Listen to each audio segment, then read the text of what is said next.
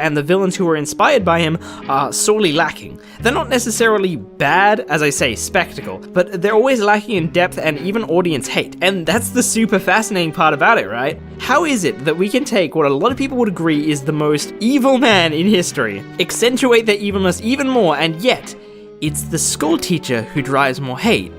Isn't that fucking incredible? So firstly, let's try to understand why Umbridge is more hateable, and then after that, I'm gonna try and give you a mock scene for how you could evoke the same anger with a character like Voldemort. I promise, it's not just gonna be Voldemort shooting a dog with a gun, or Avada Kedavra. They're like the same thing. We made a shirt for that, by the way. I don't know if you watched the last Harry Potter video, there you go, link in the description. Okay, firstly, let's kick the fallacy. Killing masses is super impersonal. Clearly doing shitty evil things is crucial in forging hate, but investment must be formed first in the things you do shitty evil things to. Let's go through some escalating examples. Firstly, Dear Brando, JoJo's Bizarre Adventure. Literally the first scene that the hero's dog is introduced, it gets kicked by this guy. And I think it comes with a little hate, because it's a dog and I think people become very quickly invested in dogs, but other than that, it's fairly lackluster, and this mostly just introduces him as a villain. Next example is John Wick. Spoilers for the first 10 minutes of John Wick, I guess, but you're probably pretty familiar. There's lots of memes spawned of this, and I'm sure you've seen about this guy who goes on a murder spree because a guy killed his dog, but when you watch the movie, it's actually a lot more impactful than people let on, because this dog is a gift his wife had organized to deliver to him after she died. What makes it stronger isn't just because it's a dog, but because the characters and by extension the audience got to understand just how much this dog meant to him. It's like the only thing he has to help with him cope with the grief.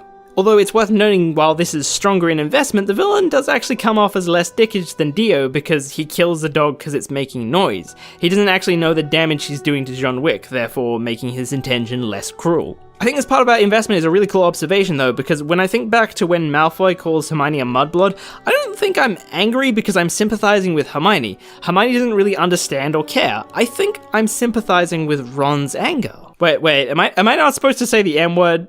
No, I'm a muggle, it's fine.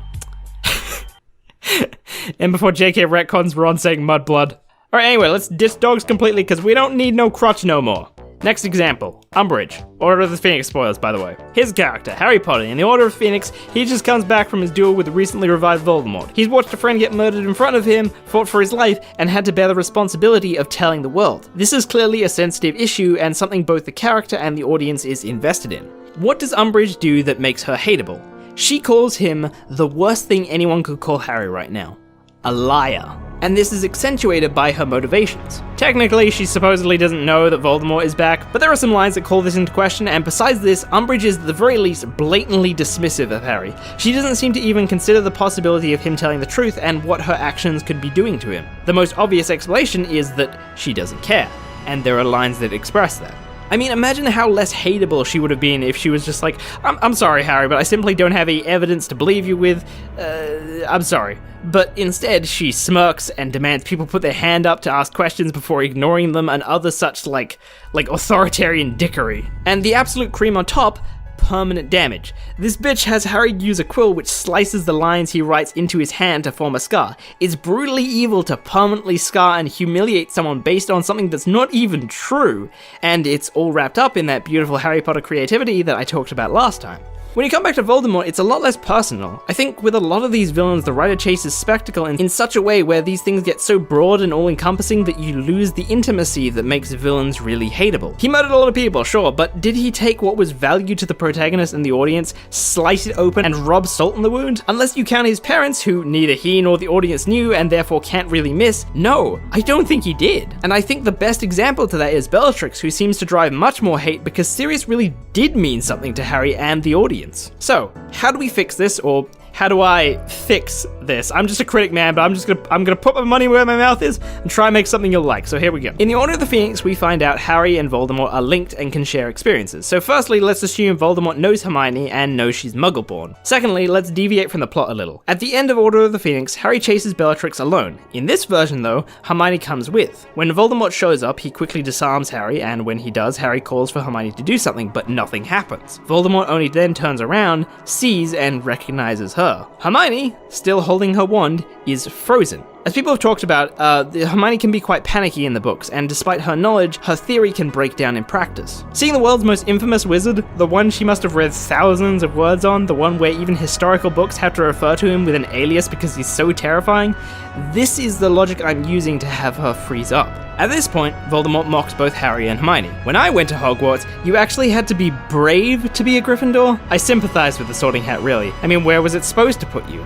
There's no house for mudbloods. He turns to Harry and mocks him, that this was the Hermione he heard so much about. Tells him that Muggle sympathizers are all the same, that they pretend that these are real witches and wizards. Humor them. Harry denies this and says she's the smartest in their year, tries to encourage her to do something. Voldemort laughs, and what Muggle wouldn't be the smartest? Our textbooks must read like fantasy to them. Stayed up all night memorizing our hard work, did you? Turning back to Hermione, Voldemort tells her that she's a thief, not a witch. Just because you stole our brushes doesn't make you an artist. He takes a step forward, raises a wand, and she jumps.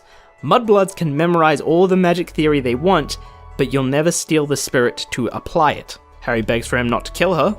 Voldemort says he won't, he's just gonna prove a point instead. As Voldemort points his wand point blank at Hermione's head, her wand still gripped uselessly in her hand, Harry asks, "What are you doing?"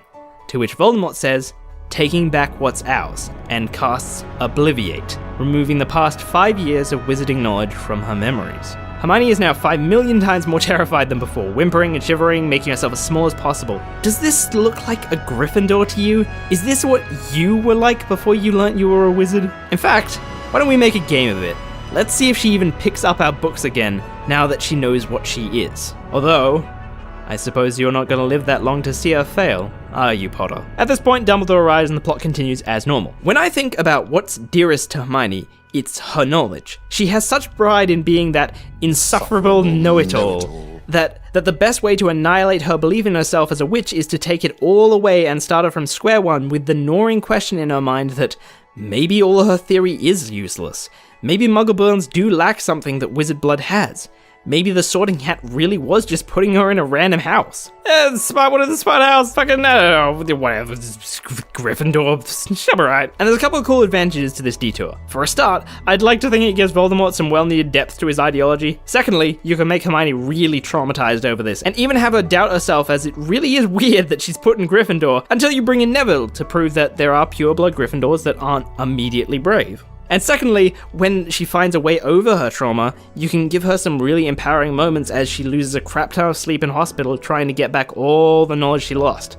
Especially considering all the time turners, beat the clock? But hopefully, and most importantly, this little fanfiction has provided a much more intimate reason to hate this guy.